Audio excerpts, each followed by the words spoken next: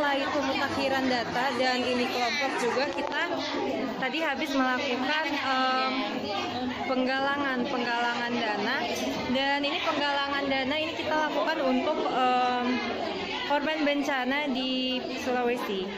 Nah, ini kotak amalnya.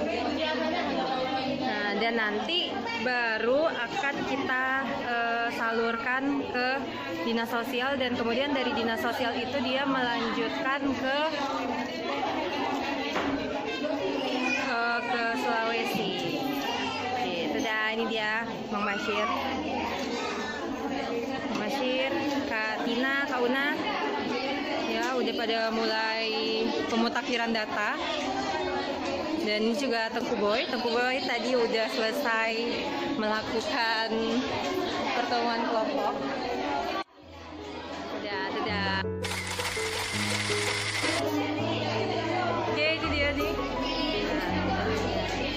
Oke, dan ini suasana, beginilah suasana kalau misalnya ibu-ibu tuh udah pada pulang. Kalau misalnya ibu-ibunya udah pada pulang seperti ini. Dadah.